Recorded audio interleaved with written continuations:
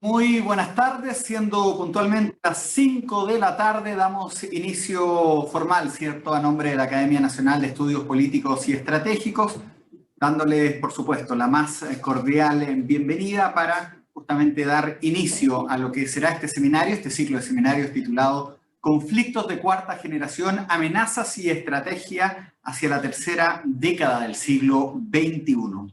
Queremos iniciar este primer seminario con el objetivo de generar instancias de reflexión y debate analizando los conflictos más relevantes que han ocurrido en los últimos años. Antes de comenzar, como siempre, les comentamos que durante las exposiciones sus micrófonos y videos se van a mantener apagados. Sin embargo, si quieren realizar preguntas, lo pueden efectuar en el icono preguntas y respuestas que está justamente habilitada en la aplicación de Zoom. Damos inicio entonces a la presentación de nuestros invitados. En primer lugar, vamos a escuchar la exposición del doctor en Relaciones Internacionales de la Universidad del Salvador, el señor Mariano César Bartolomé, académico del Colegio Interamericano de la Defensa. Posteriormente lo hará el doctor en Ciencia Política, el señor Carlos Ojeda Bennett, académico y jefe del Laboratorio de Prospectiva y Simulación de la Academia Nacional de Estudios Políticos y Estratégicos, ANE.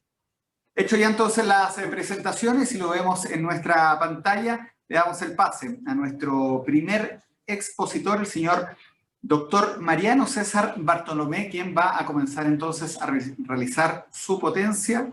Vamos a escucharlo desde ahora ya. Muchas gracias. Es un placer para mí compartir este espacio de reflexión académica con los colegas de la ANEPE, que es una institución muy querida. Yo he estado por primera vez en el año 2000 allá en la calle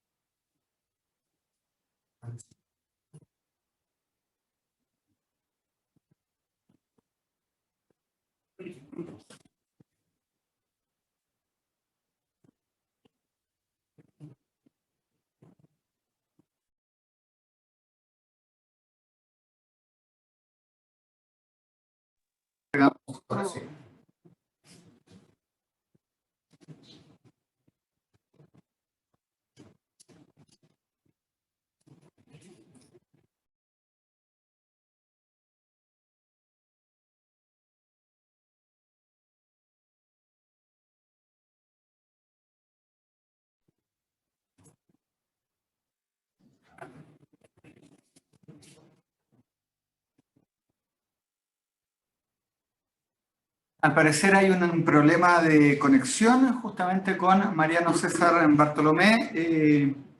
No sé, Carlos, si es que podríamos dar vuelta, ¿cierto?, la presentación para comenzar, ¿cierto? Y que nuestro expositor arregle, ¿cierto?, el problema de conexión que estaría ocurriendo en este momento. Entonces, así son las cosas en vivo, ¿cierto? No podemos decir en televisión porque es a través de internet, pero obviamente hay que darle dinamismo a esto. Así que, si es que todo está bien, daríamos entonces inicio y sería bueno que contactáramos a César Mariano para avisarle el problema de la conexión.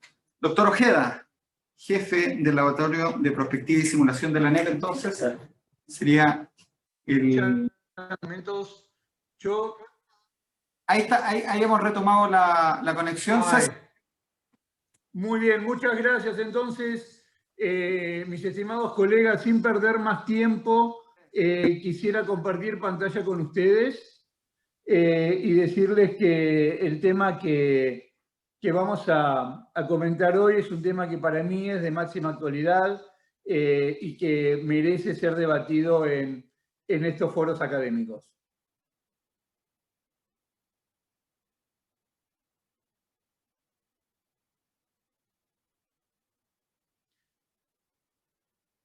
¿Me escuchan?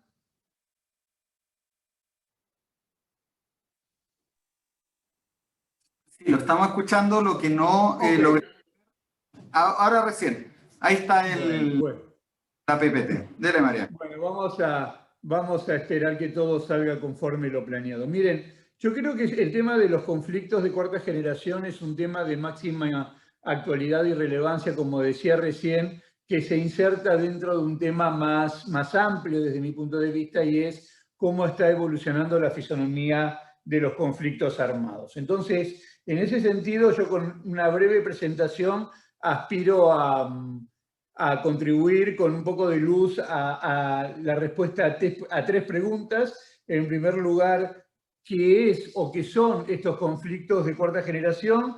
En segundo lugar, ¿cómo se insertan en el desarrollo del fenómeno polemológico, en la fisonomía de los conflictos armados contemporáneos? Y en tercer lugar, ¿qué relación tiene esto de los conflictos de cuarta generación con otro concepto que está sonando mucho en los últimos tiempos, y particularmente creo que no siempre con mucha precisión, que es el de guerras o conflictos híbridos?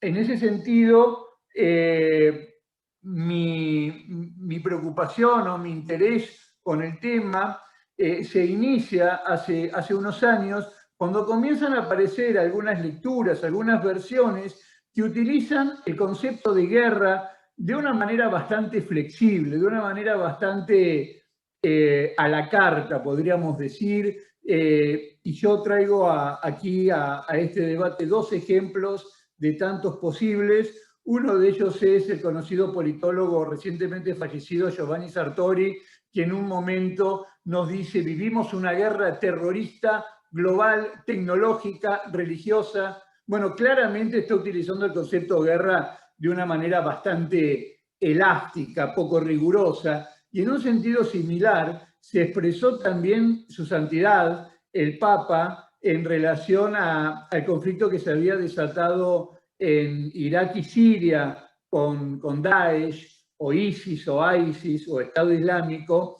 diciendo: estamos en una tercera guerra mundial por partes. Bueno, estos son apenas dos ejemplos de tantos posibles que nos llaman a reflexionar ¿de qué hablamos cuando hablamos de guerra? ¿De qué estamos hablando hoy, en la tercera década del siglo XXI, cuando hablamos de conflictos armados? Entonces, a mí me parece que un buen punto de partida es recordar bueno, ustedes saben, Clausewitz, y cuando Clausewitz nos hablaba de la guerra, básicamente Clausewitz al final del día decía tres cosas. Una de ellas, que la guerra es la continuación de la política por otros medios. Otra, que en la guerra es el campo donde coexisten y pujan la razón, la pasión y la fuerza.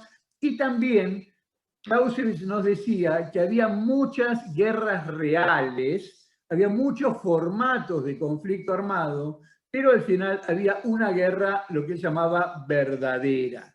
¿Sí? Esa guerra verdadera es lo que hoy conocemos como la Trinidad de Clausewitz, que es un conflicto armado protagonizado por estados. Tengamos en claro que Clausewitz es un autor post-westfaliano.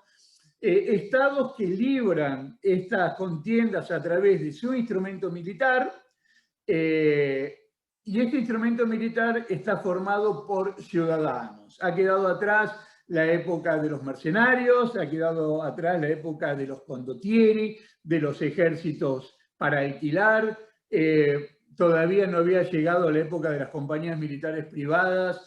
Entonces, cuando hablamos de poder militar, de instrumento militar, está conformado por el pueblo, a través de diferentes mecanismos. Puede ser una conscripción voluntaria, puede ser un ejército profesional, puede haber una leva obligatoria de combatientes, pero en definitiva estamos hablando del ejército nacional que opera bajo la conducción de la élite política que está ocupando el rol del Estado. Y esto, señores, esto que damos en llamar normalmente el modelo o el paradigma clausewitziano, y que admite otras formas de fisonomía de conflictos.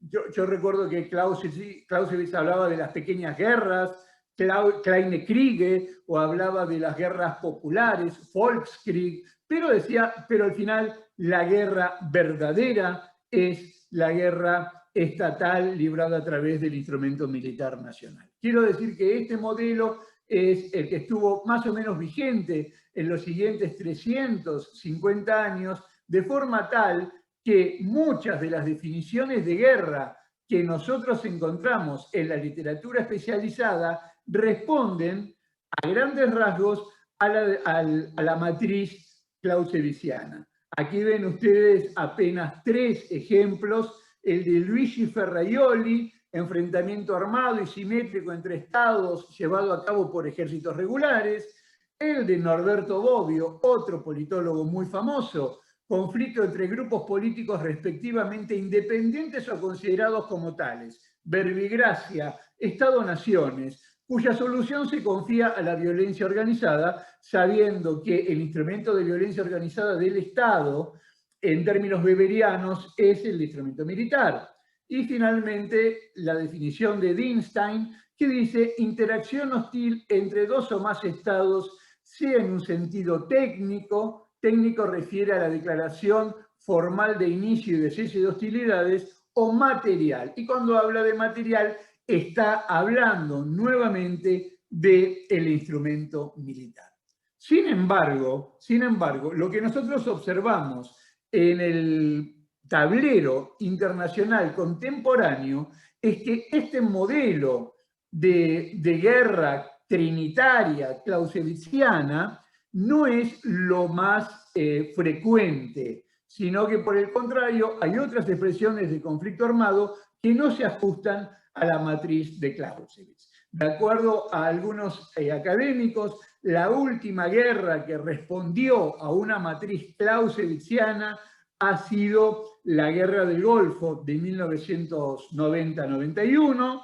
Algunos dicen que fue el conflicto entre 2 naciones hermanas, Perú y Ecuador, en el año 1995, y algunos se aventuran a asegurar que fue la Guerra de Malvinas o el conflicto del Atlántico Sur de 1982, el último conflicto neta y claramente clausewitziano. Sin embargo, el sistema internacional es pródigo, es pletórico en conflictos armados. Entonces, esos conflictos que vemos ahí afuera son conflictos armados, son guerras, se los puede llamar como tales, o en definitiva, hoy, entonces, ¿qué es la guerra? ¿La guerra sigue siendo lo que nos dijo Clausewitz, o la guerra es pasible de cierto experimento constructivista que permita ayornarlo?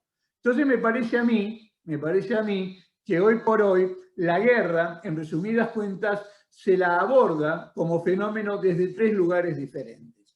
Como metáfora, desde un punto de vista cuantitativo y desde un punto de vista cualitativo. Bueno, ¿qué pasa con la guerra como metáfora? Nosotros utilizamos el concepto de guerra muchas veces para hacer referencia a una lucha, a un enfrentamiento que tenemos con una determinada situación, ¿sí?, que nos es dañina, que la rechazamos, que no la queremos, que nos hace daño, y de tal manera es que hablamos de la guerra contra la corrupción, la guerra contra la inflación, la guerra contra los kilos, que es una que yo estoy perdiendo, la guerra contra el cambio climático, la guerra contra el narcotráfico y un largo etcétera. Se darán cuenta ustedes que estamos hablando del concepto de guerra como metáfora. Bueno, también podemos hablar de la guerra desde un punto de vista no quali, sino cuantitativo. Y desde esta perspectiva, lo que determina que un fenómeno con violencia cinética sea una guerra o no, pasa por lo numérico. Hay muchísimos ejemplos, yo traigo a colación apenas 2. El primero es el programa de recolección de datos de conflictos de la Universidad de Uppsala, o UCDP, y el segundo es el barómetro de conflictos del Instituto de Estudios de Conflicto de la Universidad de Heidelberg, en Alemania. Uno sueco, el otro alemán. Vamos con el primero. Ustedes lo que están viendo aquí es que los conflictos se dividen en una gradación de acuerdo a su nivel de violencia de 1 a 5, donde el grado 5 es guerra.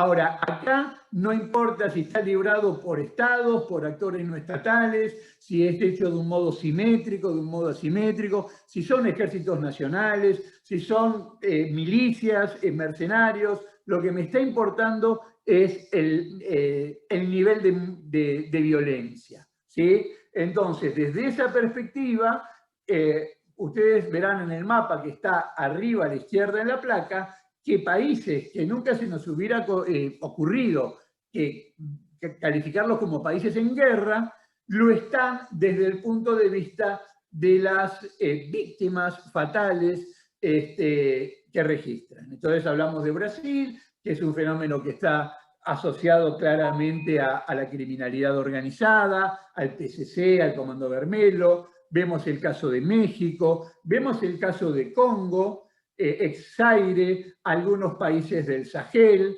estoy viendo en el mapa también Egipto, Turquía, la zona de Siria, Irak, estoy viendo también a Somalia, Yemen y creo que Afganistán. Muchos de estos países, lo vuelvo a decir, para nosotros, en nuestro pensamiento tradicional, en nuestro pensamiento clausewitziano, no están en guerra, sin embargo, desde cierta perspectiva, sí lo están por la cantidad de víctimas fatales que tienen. ¿A quién corresponde esta matriz que estoy compartiendo con ustedes? Al Instituto de Estudios de Conflicto de la Universidad de Heidelberg. Este es un informe que está disponible online, hiik.de. Y ahí ustedes lo van a accesar. Hay otro modo que es incluso más simple que este, que es el que trabaja Uppsala y otras universidades, que nos habla de 3 niveles, simplifica la matriz, donde dice si estamos con un conflicto armado que tiene en su totalidad menos de 1000 víctimas fatales, es un conflicto leve. Si tiene más de 1000, pero menos de 1000 en cada uno de los años de duración, estaríamos en un conflicto armado con picos de guerra cuando tiene más de 1000 muertos por año de desarrollo. Entonces, en definitiva, la guerra sería, desde esta perspectiva, una cuestión cuantitativa. A mí me gusta pensar que la guerra tiene más que ver con algo cualitativo, ¿sí? Y acá aparecen una serie de conflictos y una serie de autores que ustedes también conocen, que han estado pensando o repensando la cuestión de los conflictos armados en un escenario de postrimerías de Guerra Fría y posguerra fría. Entonces ahí aparecen autores, y temo olvidarme de algunos, como Martin van Kriebel, como Éric de la Maisonneuve, como Philippe Delmas, como Mary Kaldor o Kaldor, como Stathis Kalyvas, que estamos viendo en pantalla, y algunos más. Herfried Münkler, un austríaco. Yo rescato, porque me parece que son particularmente interesantes, 2 conceptos y 2 autores. Uno de ellos es el de Nuevas Guerras, y ya voy hacia ahí, y el otro es el de Nuevas Guerras Civiles. El de Nuevas Guerras Civiles corresponde a Kalyvas y nos dice que una guerra civil es una lucha armada dentro de los límites de una entidad soberana reconocida como tal, de cara a una autoridad común al inicio de las hostilidades. Visto desde esta perspectiva, nuestras guerras por la independencia, las que libró O'Higgins, San Martín, Sucre, Bolívar, entrarían en el rango de guerras civiles convencionales, en el caso de las tropas más o menos regular, y regulares en el caso de, por ejemplo, en mi país, Martín Miguel de Güemes, ¿sí? Pero mucho más que el concepto de nuevas guerras civiles de Kalyvas, el que ha aprendido y se ha extendido, es el concepto de nuevas guerras. El concepto de nuevas guerras corresponde en sus inicios a una británica que es Mary Kaldor o Kaldor, que era una académica de la London School of Economics, y luego este concepto fue trabajado por otros autores que le han ido agregando algunas características. Probablemente el más importante de esos autores que siguieron la línea de Mary Kaldor y contribuyeron a su saga, fue o es el ya mencionado Herfried Münkler. En definitiva, si uno tomara las características de las llamadas nuevas guerras por los autores que han trabajado este concepto, nos encontramos con un listado, desde mi punto de vista, de aproximadamente una docena de características. Son conflictos no interestatales, que no necesariamente significa intraestatales, formas asimétricas de empleo de la violencia, protagonistas subestatales, predominantemente urbanos, con déficit de gobernabilidad, vinculados con la criminalidad, con clivajes culturales, difusos en su carácter, asincrónicos, con violaciones de los derechos humanos, con un concepto de victoria absolutamente vago, con algo que ya lo voy a explicar que se llama resistencia disuasoria y sin respeto al derecho internacional de los conflictos armados o derecho internacional humanitario.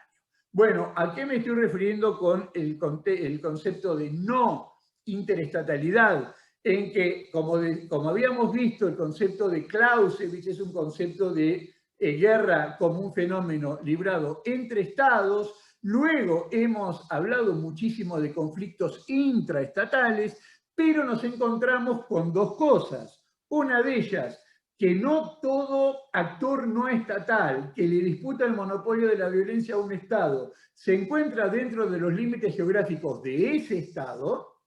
Podemos pensar el caso de la FARC con Colombia, teniendo bases o santuarios en países cercanos, o podemos pensar el caso de Hezbollah contra Israel, con territorios en el sur del Líbano, por ejemplo. Y cuando uno mira en línea de tiempo la predominancia de los conflictos intraestatales sobre los interestatales, gráficos como el que estoy compartiendo con ustedes en estos momentos no hace más que corroborar que claramente la matriz westphaliana no nos ayuda a comprender lo que está pasando hoy día. Decíamos también formas asimétricas de empleo de la violencia. Fíjense que en otras épocas se simbolizaba con la AK-47, con la Kalashnikov, a las guerras irregulares de la época de la Guerra Fría. Hoy por hoy muchos dicen, bueno, lo que simboliza icónicamente de alguna manera a estas milicias, a estas unidades irregulares, son camionetas de uso civil, ¿no? Toyota normalmente, pero es cierto que esta imagen, que en el caso izquierdo corresponde a Somalia y en la derecha corresponde a Siria y a Irak, son imágenes absolutamente recurrentes. Son conflictos predominantemente urbanos. Yo cuando dicto clase de manera presencial, a veces me gusta pedirle a los alumnos que me digan nombres de batallas libradas en el siglo XIX, de tal manera que me hablan de Maipo o Maipú, de Chacabuco, de Cancha Rayada, de Boyacá, de Pichincha, o les digo que me hablen de batallas del siglo XX temprano, y por ahí me hablan de la campaña del Somme, o me hablan de Verdún, o me hablan de Metz, y les digo que me hablen de conflictos, de batallas actuales. Y cuando me empiezan a mencionar batallas actuales, resulta que todos son nombres de ciudades.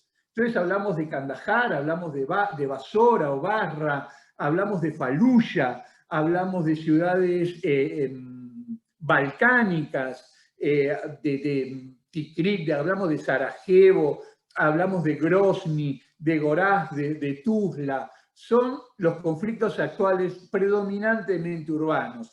Trasuntan un importante déficit de gobernabilidad que queda expuesto desde el momento en que el Estado no controla de manera efectiva la totalidad del territorio ni monopoliza la fuerza. Y el control efectivo del territorio y el monopolio de la fuerza legítima son dos atributos esenciales del Estado moderno en los términos de Weber.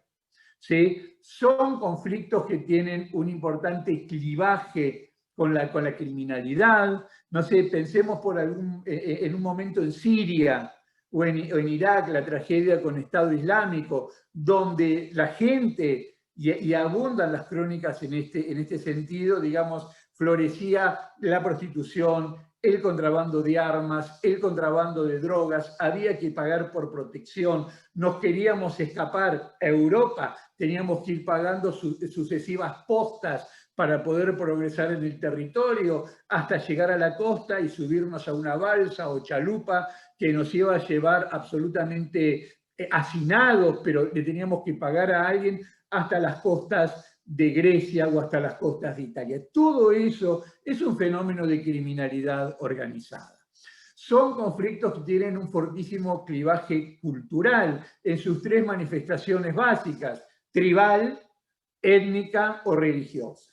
Y cuando hablamos de cuestiones culturales, para volver al lenguaje de Clausewitz, se pierde o se genera, mejor dicho, ese concepto que él denominaba el ascenso a los extremos. Son conflictos que se radicalizan, son absolutamente de suma cero, y es así que normalmente derivan estos conflictos en verdaderos genocidios o catástrofes humanitarias. Son conflictos que se prolongan muchísimo en el tiempo, a punto tal que a veces se los denomina conflictos de raíces profundas, porque es como cuando uno tiene un enfermo crónico en la familia que en determinado momento hace memoria y no recuerda cuándo fue el momento en que comenzó a estar enfermo. Y se vive en una letanía, en un estado de semipaz, de semiguerra, que muchas veces se prolonga por décadas. Bueno, he hablado del carácter absoluto que tienen en términos clausewitzianos estos conflictos, que derivan en violaciones masivas de los derechos humanos. Ni siquiera es claro el concepto de victoria, y son conflictos tan complejos que realmente hasta el país con mayor capacidad militar se vuelve reacio a involucrarse en este tipo de conflictos, porque son conflictos en los cuales uno entra y no sabe muy bien cuándo sale ni cómo sale, ¿sí? Pensemos la Unión Soviética en Afganistán a partir del año 79, pensemos Estados Unidos. Estados Unidos acaba de retirarse de Afganistán, la guerra más larga de su historia, mucho más larga de Vietnam. ¿Y qué es lo que estamos viendo hoy en Afganistán? Que está recuperando terreno los talibán. Y está mal decirlo, pero uno no podría decir que es un concepto, que es un conflicto en el cual Estados Unidos haya salido victorioso. Ha perdido muchísima gente, ha gastado mucho dinero, ha gastado mucho capital político para, en definitiva, estar como al comienzo. Entonces son conflictos que realmente los países evitan librar. Nadie duda que Israel se sentiría muchísimo más cómodo librando una guerra convencional en dos frentes, con Siria y con Egipto, que librando un conflicto con Hezbollah. Porque es un conflicto de un tipo que no le resulta cómodo a una potencia con fuertes capacidades convencionales. Y finalmente, en estos conflictos no hay respeto por el derecho internacional humanitario o por el derecho internacional de los conflictos armados. Eso deriva, como decíamos, en violaciones masivas de los derechos humanos, a punto tal que el concepto, el remanido concepto de responsabilidad de proteger, o R2P, que tan en boga está en estos momentos en el tablero de la seguridad internacional, está vinculada con estas cuestiones. Bueno, acá vemos, evidentemente se me han desordenado un poco las placas, pero esto yo lo ponía para ejemplificar la naturaleza urbana de los conflictos. En el caso de Gaza, sobre todo, es usual que Hamas coloque lanzacohetes en las terrazas de los hospitales o de los colegios o de las mezquitas. Entonces disparan desde ahí, e incluso sin participación del hombre. Los radares de Israel detectan la procedencia del disparo, efectúan lo que se da a llamar fuego de contrabatería, y lo que aparece en los diarios es que se atacó una mezquita o que se atacó un hospital. Es una guerra complejísima, es una forma de combate complejísima el combate urbano, ¿sí? Simplemente en esta placa, que debería haber aparecido antes, lo que yo les muestro es la naturaleza asincrónica y dilatada en el tiempo de las nuevas guerras, que incluso llegan a prolongarse durante décadas. Décadas y décadas. Hay generaciones enteras que han nacido con un conflicto técnicamente activo y se han muerto, y en el ocaso de su vida ese conflicto no se había resuelto.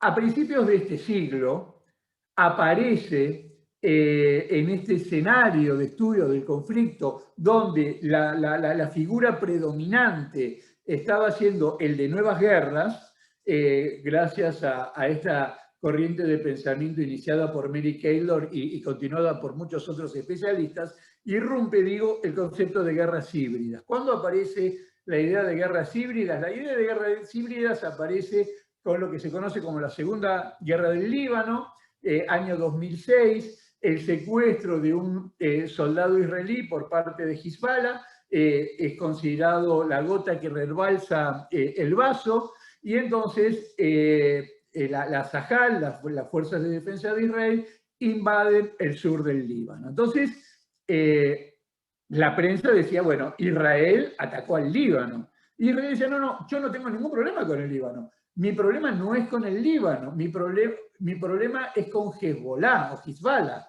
O sea, no es un conflicto interestatal, pero tampoco es un conflicto intraestatal, porque Hezbollah estaba del otro lado de la frontera. Y además Hezbollah peleaba o combatía digamos, en un rango muy amplio que iba desde operar como fuerzas convencionales y utilizar drones y operar misiles tierra-mar, que dieron cuenta de una patrullera israelí, en la otra punta del espectro librar guerras irregulares en formato asimétrico. Entonces, la multimodalidad y la multinodalidad como conceptos característicos son recreados por algunos teóricos, empezando por Frank Hoffman, para denominar a este tipo de conflictos como un conflicto híbrido. Híbrido, ustedes saben, no es ni muy ni tan, no es ni blanco ni negro, o sea, no es intraestatal, pero tampoco es interestatal. No se libra en términos simétricos del todo, pero tampoco se libra en términos asimétricos del todo. Es una suerte de mix, es un híbrido. Este concepto de guerras híbridas ha ido evolucionando de su primer formato, que tiene, desde mi punto de vista, como ícono, como epítome a Hezbollah. ¿Sí? Muchas veces me ha pasado de mostrar estas fotos y preguntarle a un alumnado poco ducho qué estaban viendo en pantalla, y me decían que estaban viendo soldados. Claro, están vestidos con uniforme camuflado, con cascos, están manejando artillería, ahí vemos un afuste antiaéreo cuatritubo de fabricación soviética, estamos viendo lanzacohetes, esto creo que es un mortero. No, esto es Hezbollah o Hezbollah.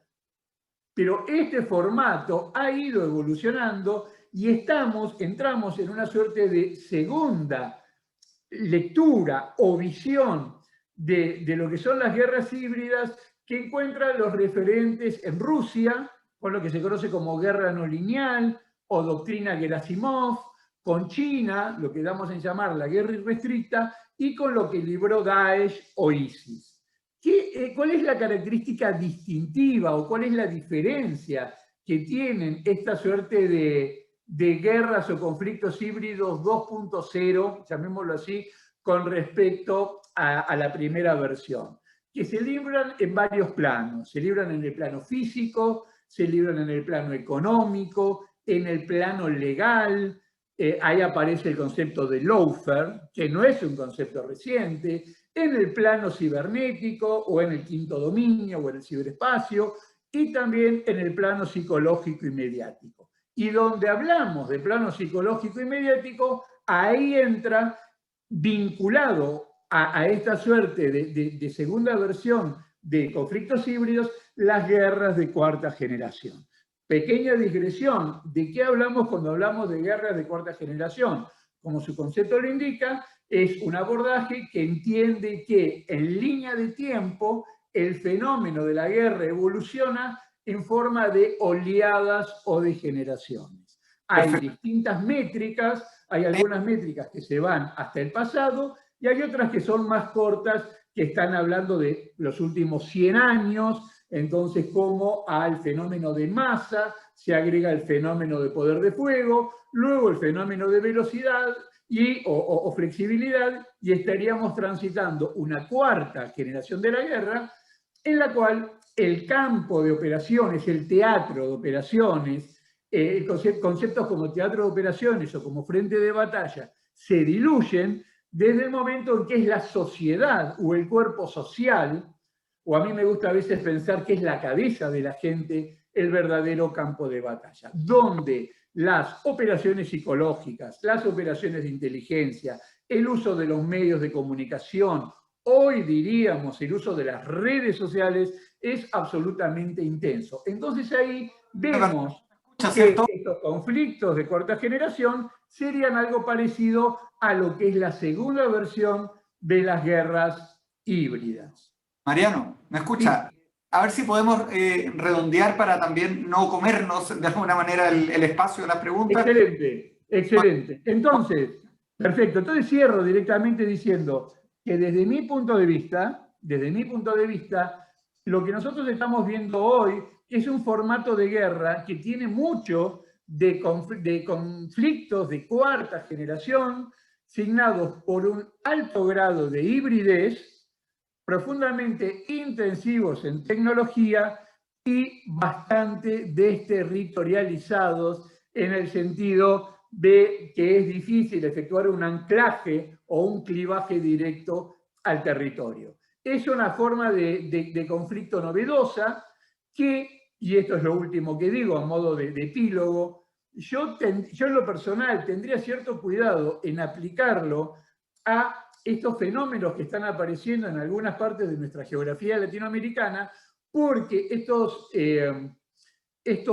fenómenos a lo mejor pueden obedecer total o parcialmente a cuestiones político-económicas, sociales, locales, que no tienen necesariamente que ver con los modelos de conflictos de cuarta generación o de guerras híbridas de segunda generación. Entonces, en definitiva, lo que queda claro es que la fisonomía de estos conflictos armados está evolucionando y hay que prestarle mucha atención para tratar de estar tan actualizado como se pueda. Muchas gracias y si me excedí en el tiempo, al señor moderador le pido mis disculpas. No se preocupe, Mariano. César Bartolomé, podemos sacar la presentación, ¿cierto? Por supuesto que sí. A darle el paso, siento, a la siguiente ponencia, esta vez a cargo de nuestro doctor de la Academia Nacional de Estudios Políticos y Estratégicos, jefe del laboratorio del LAPSIN, don Carlos Ojeda Bennett. Carguemos la presentación para que el doctor Bennett pueda, Ojeda Bennett pueda progresar. Gracias.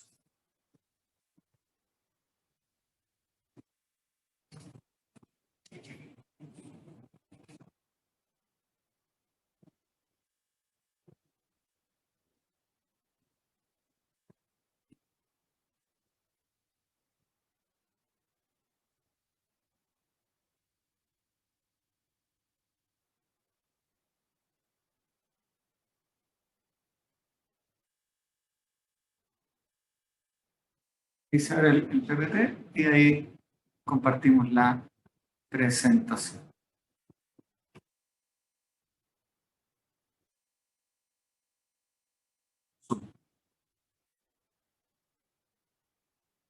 Ahí. No, abajo. Abajo. Ahí, compartir.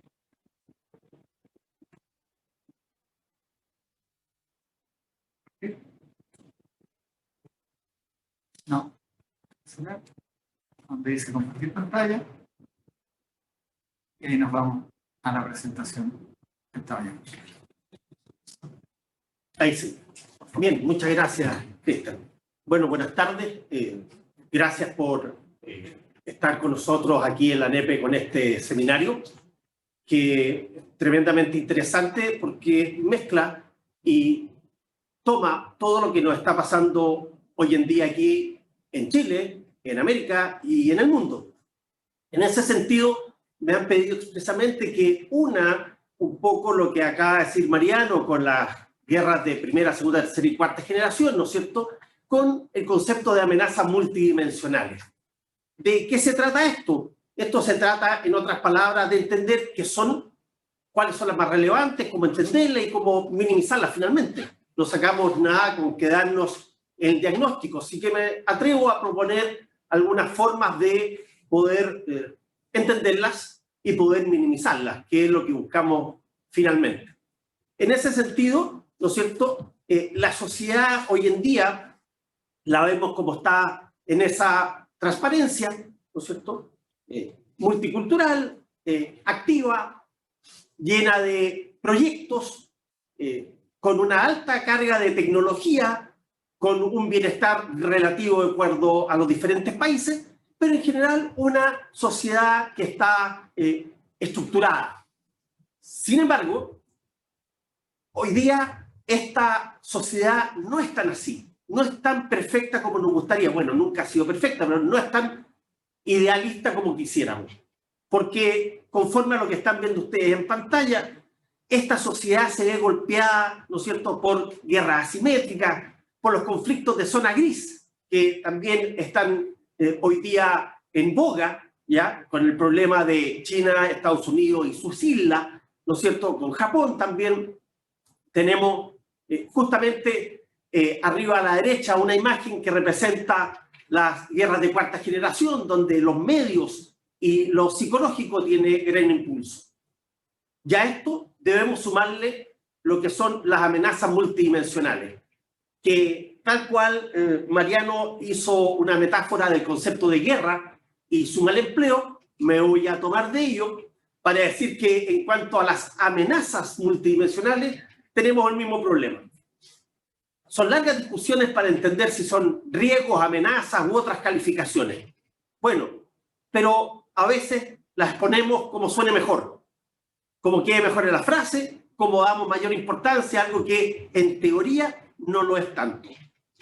Por lo tanto, esta sociedad se ve involucrada en esta gama de problemas que tiene que buscarle una solución. No puede quedar al libre albedrío lo que está pasando.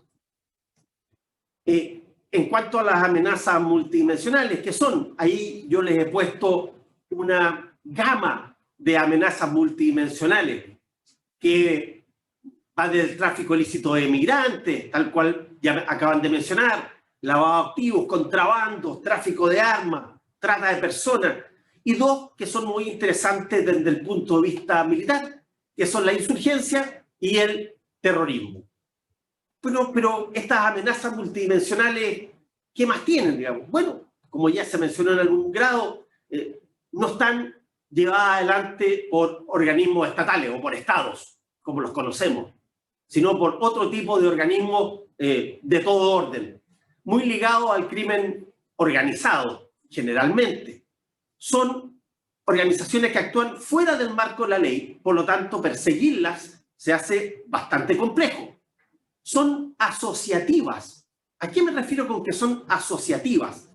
Que el tráfico de personas se junta con el contrabando, se junta con el tráfico de armas y van potenciándose.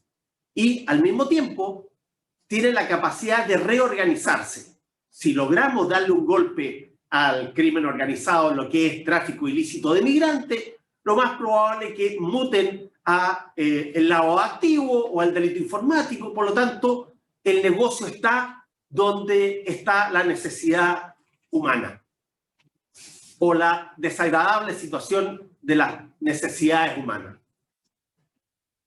La pregunta es, ¿todas son amenazas? Ahí, conversando un poco antes de la exposición con Pablo Calderón, me señalaba un poco cargada esta imagen. Sí, justamente, es un poco cargada porque esa es la realidad. Esa es la realidad a lo que estamos enfrentándonos hoy día. Tenemos conflictos ciertos, tenemos problemas de insurrección, tenemos terremotos, tenemos tala de árboles, tenemos cambio climático, y así sucesivamente. Bueno, ¿son todas amenazas? No. Básicamente, ahí tenemos que llegar a una clasificación de ella, y para eso, lo primero para poder hacerle frente es que entendamos todos de qué estamos hablando. Y no podemos seguir cayendo en lo que hoy tenemos, que cada organismo, lamentablemente, cada sector, cada país, las clasifica y le da una connotación diferente a estos léxicos. Si no nos ponemos de acuerdo de qué estamos hablando con cada uno de ellos, tenemos mala proyección. Y aquí hay que entender también que como no todas son riesgos, no todas son amenazas, hay otros conceptos que España, y al cual adhiero con mucha fuerza, lo llama potenciadores de riesgo. Hay otros nombres que ocupan también, pero creo que potenciador de riesgo es el nombre que más se ajusta a poder entender esto.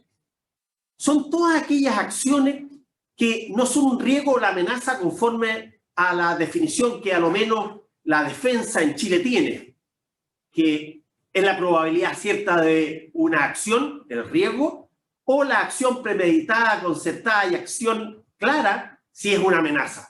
Bueno, el potenciador de riesgo, aquí entramos a la lógica de que la migración per se no es mala, pero puede ser, si no se toman las medidas correctas, mal llevada y puede transformarse en un riesgo. El terremoto, por sí mismo, el terremoto no es un riesgo porque no hay una acción humana, no es una amenaza tampoco porque no hay una intencionalidad detrás, pero sí el riesgo, cual lo vivimos en Concepción en el 2010, produjo una reacción ciudadana descontrolada que llevó a que se produjese problemas de seguridad. Entonces el terremoto potenció el riesgo de la inseguridad. Bueno, es lo que nos está tocando vivir. Y aquí quiero tomarme también del concepto de Barry Busan de la securitización. Acuérdense que el concepto final, general de securitización de la Escuela de Copenhague habla de que esto es el discurso de las élites en cual empiezan a tomar un problema y lo empiezan a poner como un problema de seguridad por distintas razones. Y es ahí como podemos entender entonces que depende de las intenciones de estos comunicadores, de estos líderes, hay ciertos elementos que, no siendo riesgos o amenaza a la seguridad, sí conviene por A, por B o por C catalogarlos así. Bueno, eso ya es un problema que cada uno de nosotros, cada uno de nuestras organizaciones o países va a tener que determinar cómo lo clasifica, cómo las organiza, cómo establece el concepto que hay detrás. Tenemos que, para enfrentarlas, ¿no es cierto?, tenemos que pensar de que se juntan estas situaciones como son las amenazas multidimensionales y los conflictos de cuarta generación que está arriba señalado. ¿Y qué es lo que hace? Hace que nuestro panorama actual sea complejo, sea difuso, sea, como ya han escuchado repetidamente, ¿no es cierto?, sea un mundo VICA, ¿no es cierto? Y tenemos ahí, en esta imagen distorsionada de nuestro panorama actual, tenemos saqueos, tenemos enfrentamientos, tenemos fuerzas de seguridad que tienen que enfrentar estas situaciones. Es una situación compleja que no nos permite entender nuestro panorama actual.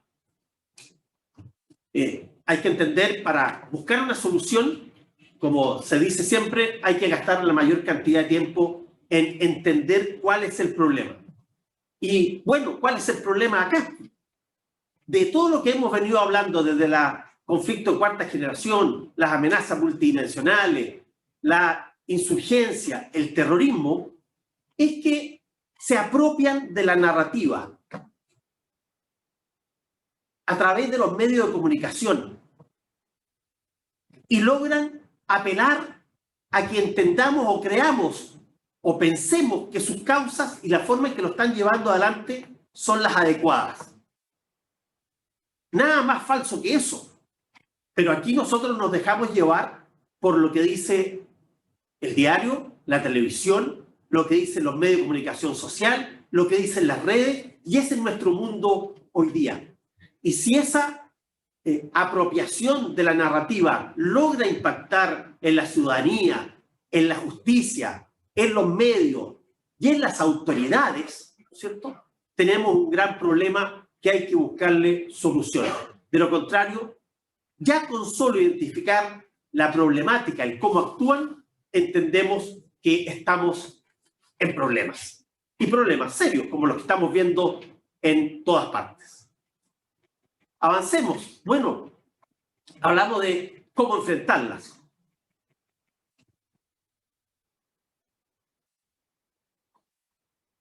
Lo natural es que tratemos de ver estos fenómenos en forma unida. Pero ¿a qué le llamamos en forma unida? En forma sistémica. ¿Cómo lo hacemos? Bueno, ahí nos tomamos de, como muy bien señala Sergio Quijada, siempre el doctor Quijada, tomémonos de Forrester, ¿no es cierto? El profesor Forrester, ¿ya?, con su lógica de sistemas dinámicos y diagramas causales, nos permite empezar a entender esta tela araña de situaciones. Y para eso, y como muy bien lo saben los alumnos, ¿no es cierto?, me gusta ocupar una grilla de categorías. Cada uno puede ocupar la que quiere, pero esta grilla de categorías PESTLES, ¿no es cierto?, nos permite identificar y tener una mirada específica y separada del problema para que después podamos juntarla. Y es así como en todo este problema hay problemas políticos, económicos, sociales, legales, de seguridad. Y eso nos permite formarnos una real idea, pero siempre con la lógica del profesor Forrester, perdón. Para entenderlas, y para eso ocupé esta imagen en que tenemos una situación difusa de insurgencia o problemas en la calle, a una situación más clara, hay ciertos software que nos permiten, ¿no es cierto?, entender las causas y para eso diagramarlas. Son dos que les presento ahí, hay muchos más, por favor, pero estos son los que usamos en el laboratorio de prospectiva y simulación de la academia para poder entender los problemas sociales que estamos viviendo. Y esto sin duda que al diagramar las causas de esto, las interrelaciones, nos permite entender el panorama. Sin ello, hoy en día es imposible. Si seguimos en esa misma lógica, vamos a ver que estos diagramas causales tienen correlaciones.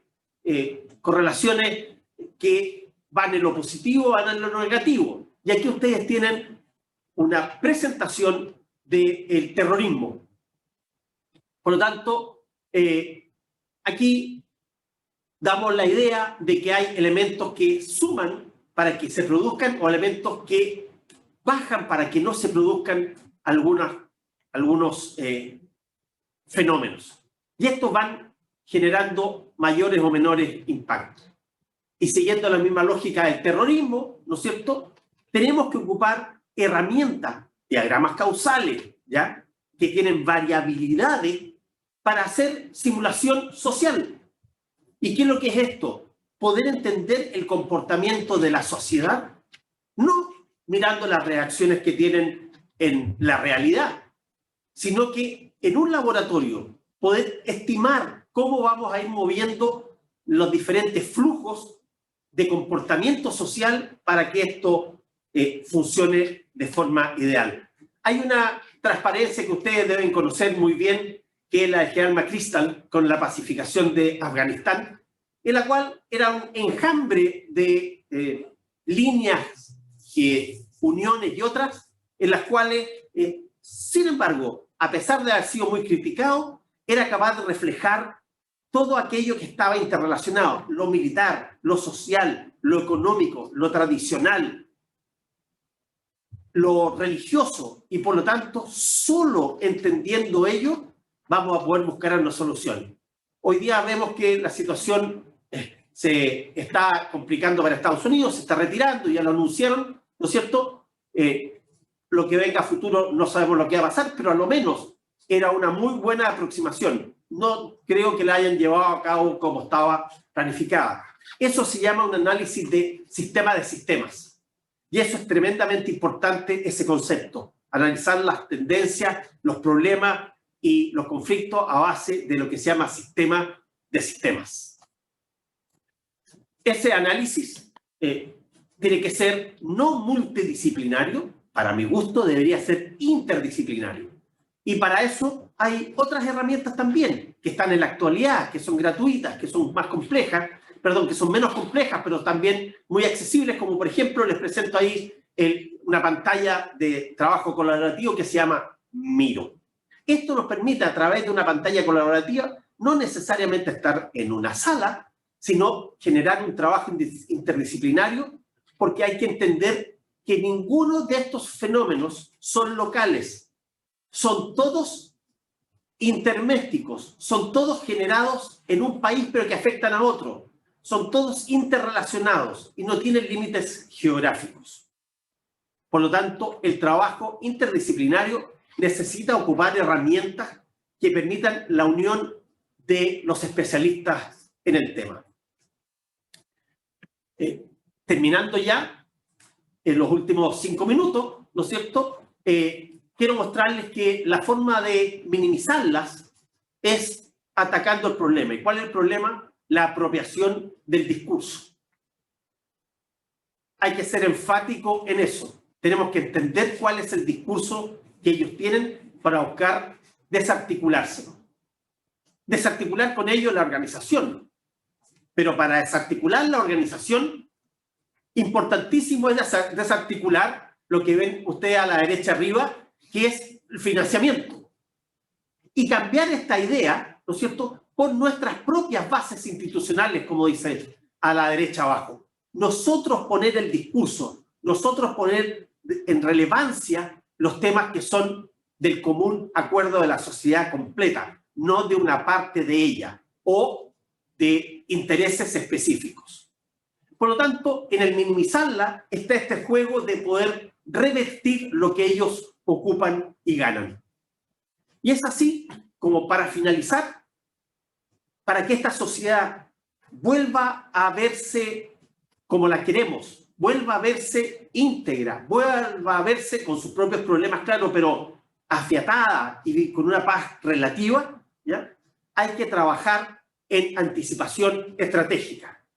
Un concepto muy poco ocupado, muy poco usado, muy poco planificado. La inteligencia estratégica tiene que permitirnos tener anticipación estratégica. Para eso tenemos que tener, más que allá que la prospectiva, ¿no es cierto? A Jorge Gatica, al doctor Gatica, le gusta que hablemos de estudios de futuro.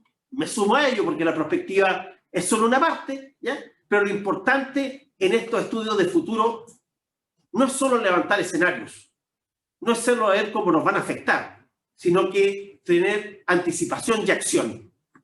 Y eso tenemos que unirlo, la inteligencia estratégica, la prospectiva, la anticipación y acción, a la simulación.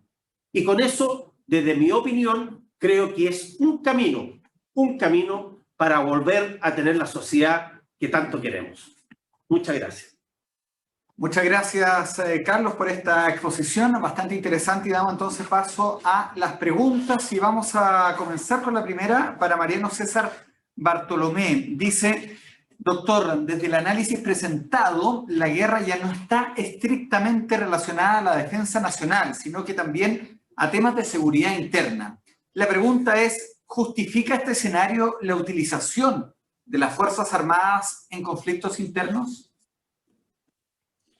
Bueno, es una de las preguntas. Muchas gracias por la pregunta. Y antes de contestar, mis felicitaciones a Carlos, la exposición. Comparto absolutamente la cuestión de la importancia de la centralidad de las narrativas y del discurso como elemento para contrarrestar todas estas amenazas. Mire, hay un debate enorme en todo el hemisferio y ahora lo puedo decir con el privilegio de tener alumnos de toda la región sobre la cuestión de la seguridad y la defensa, porque, digamos, los marcos normativos... ¿No? ¿Me escuchan? ¿Sí? Se había pixelado la imagen. Los marcos normativos y luego de eso, las doctrinas que imperan en nuestros países son absolutamente disímiles. Nosotros estamos en un hemisferio en el cual hay países, como el caso de Chile con carabineros, o de Argentina con gendarmería, que tienen fuerzas intermedias o fuerzas de seguridad por arriba de las policiales. Hay países que no tienen fuerzas armadas, como Costa Rica. Hay países que tienen una sola fuerza armada dividida en componentes, como Venezuela. Hay países que tienen policía, pero está armada como una fuerza armada pequeña, como Panamá. Tenemos de todo, es muy heterogéneo, y en cada país la respuesta que se puede dar a esta pregunta que formuló el colega es diferente. Lo que yo sí creo es que los conceptos tradicionales o las divisiones tradicionales, que en algunos casos, como puede ser el de la Argentina, están exacerbados entre seguridad por un lado y defensa por el otro, con límites absolutamente rígidos y claros, me parece que corresponde más a una época pasada, y estamos entrando en una etapa donde las fronteras son mucho más difusas, donde el concepto de interior y de exterior comienza a relativizarse. Carlos hablaba este concepto de interméstico que se utiliza mucho para hablar de eso. También se habla de localidad como una suerte de mezcla de lo que es global con lo que es local. Entonces, toda esta este nuevo tipo de amenazas, de riesgos, de potenciadores de riesgos, de formatos de conflictos armados, posiblemente nos demanden a nosotros un ejercicio intelectual para volver a pensar los conceptos tradicionales de seguridad y de defensa. Muchas gracias por esa respuesta, Mariano César Bartolomé. Seguimos con Carlos Ojeda Denet, y la pregunta llega a través de la que están haciendo ustedes, ¿cierto?, en la aplicación Zoom. Dice, en Chile, en la pregunta, ¿hay monopolio del uso de la fuerza? ¿Cómo aplica acá? Si contesto políticamente correcto, debiese decir que sí, porque así está en nuestra ordenanza, así está en nuestras normas. Pero la realidad hoy día nos está diciendo que no es tan así. Señalamos que habían grupos insurgentes que no tan solo usan palos. Tenemos grupos que han sido acusados o se les ha planteado posiciones judiciales de terrorismo, el cual también usan armas. Y vemos a diario hoy día que el crimen organizado está tanto más armado, ¿no es cierto?, que las fuerzas intermedias, como ha señalado Mariano, que son nuestros carabineros. Y en ese sentido, esto debiese aplicar, pero debiese aplicarse desde la lógica de que tenemos que entender de que cada vez se va a ser más complejo llegar a este monopolio si no se toman medidas muy concretas. Perfecto, muchas gracias por esa respuesta. La segunda pregunta va para Mariano. Las guerras híbridas, se pregunta, son un nuevo paradigma como forma de conflicto que emplea medios convencionales e irregulares, o es un refresh, ¿cierto?, una actualización de la antigua guerra irregular. Es decir, corresponde a una adaptación de las formas de guerra, como por ejemplo lo que daba la exposición citando a Clausewitz. ¿Habrían advertido al referirse a la cambiante naturaleza, ¿cierto?, de este tipo de conflictos de la guerra? ¿Se habría advertido de alguna manera? Bueno, gracias. Lo que dice el colega que formula la pregunta es algo que muchas veces aparece. ¿No será que estamos etiquetando fenómenos que ya son conocidos y le estamos poniendo diferentes nombres? Entonces, casi como si fuera una moda, ¿no? Entonces, por momentos los llamamos híbridos, por momentos los llamamos, bueno, de zona gris o de cuarta generación, etcétera, etcétera. A mí lo que me parece es que hay una diferencia muy clara, o dos diferencias muy claras en lo que hace al fenómeno actual, esto que vamos a llamar conflictos de cuarta generación o guerras híbridas, y lo que era el fenómeno, más que de guerrilla, de insurgencia, porque el fenómeno de insurgencia involucra cierto contacto con la población, cierto respaldo social, mientras que la guerrilla técnicamente es una forma de combate. Bueno, en las guerras híbridas hoy tenemos un uso intensivo de medios de comunicación, de redes sociales, de pelea por el discurso y por la narrativa, como decía Carlos,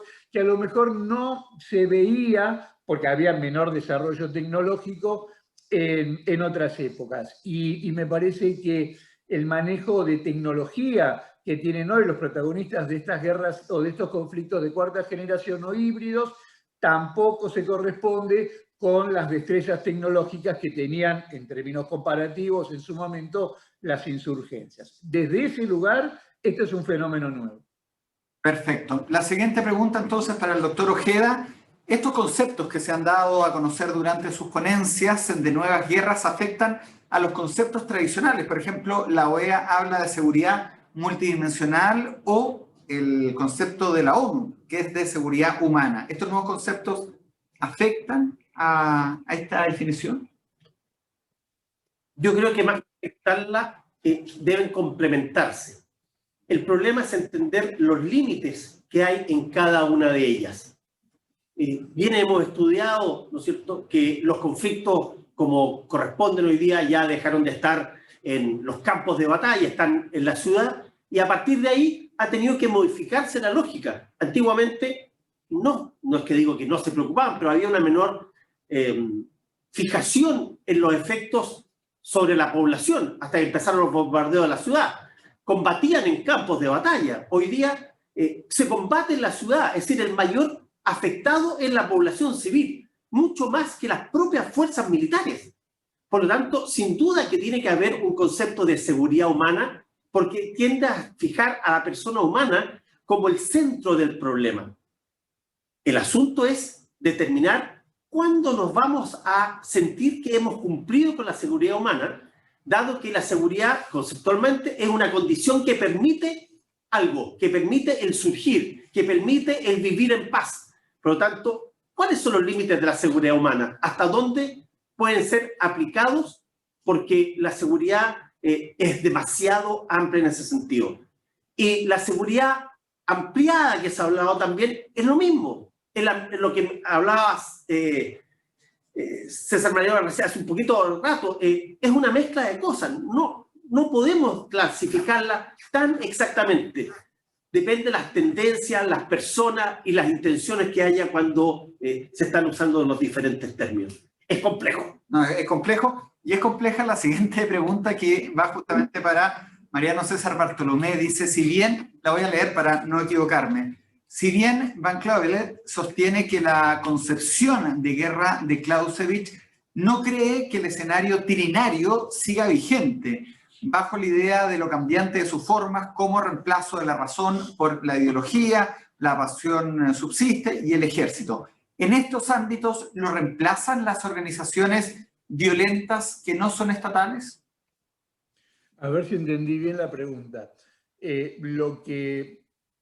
Lo que yo creo que pregunta el colega, basándose en Van Crevel o en Van Crevel, es si se quiere, con un libro que es La transformación de la guerra del año 81, es el primero que inicia la saga de poner de alguna manera en discusión a Clausewitz, sino que era casi un intocable, era un sacrílego tocarlo a Clausewitz hasta hace 50 años, en todo caso. Y Van Crevel lo que dice y lo que sostiene es que de alguna manera el conflicto clausewitziano ya quedó atrás. Yo la verdad no tengo la autoridad intelectual como para poder sostener semejante acerto. Yo creo que los Estados-naciones van a seguir siendo no los únicos actores del sistema internacional, pero por bastante tiempo más van a seguir siendo los principales actores del sistema internacional, y la principal responsabilidad en términos contractuales que tiene el Estado con su población es preservarla y defenderla. Y desde ese lugar nosotros tenemos que contar con fuerzas armadas, con un instrumento militar que nos permita defendernos. Entonces, estamos en un mundo, lo mencionaba Carlos cuando hablaba de Estados Unidos-China, pensemos la India-China, pensemos Israel-Irán, la competencia en el Ártico, en el Medio Oriente, en el Mar del Sur de la China. Hay quien dice erradamente volvió la geopolítica. Nunca se fue la geopolítica. Entonces, ¿quién realmente puede decir que los conflictos armados de matriz tradicional han quedado definitivamente atrás. Yo creo que, yo por lo menos no tengo esa autoridad intelectual y creo que sería realmente una osadía que los gobiernos así lo entendieran y dejaran de proveer a la defensa de sus intereses y de sus ciudadanos. Muchas gracias por esa respuesta. Seguimos con Carlos Ojeda y vamos a citar a otro doctor que usted lo mencionó, el doctor Jorge Gatica, que habla, si entendí bien, de anticipación estratégica. Así es. Así es. Bueno, ese concepto le permitiría a los estados abordar las amenazas, ¿cierto? ¿Qué elementos debería tener entonces la consideración de forma anticipada el Estado chileno en relación a los conflictos de cuarta generación en nuestro país? Lamentablemente, Chile está viviendo un momento bastante complejo en cuanto a su planificación de futuro, a su planificación de largo aliento. Hay algunos interesantes esfuerzos y que han dado fruto, ¿no es cierto?, especialmente en el Ministerio de Energía, en la Cancillería, ¿no es cierto?, en la Cancillería con los mares de Chile, en el Ministerio de Energía con la energía renovable, que nos ha puesto en un muy buen sitial en este aspecto. Pero en los otros aspectos, en las otras líneas de interés del desarrollo nacional, estamos un poco al debe. Y cuando digo un poco al debe, yo me atrevo a decir que bastante al debe.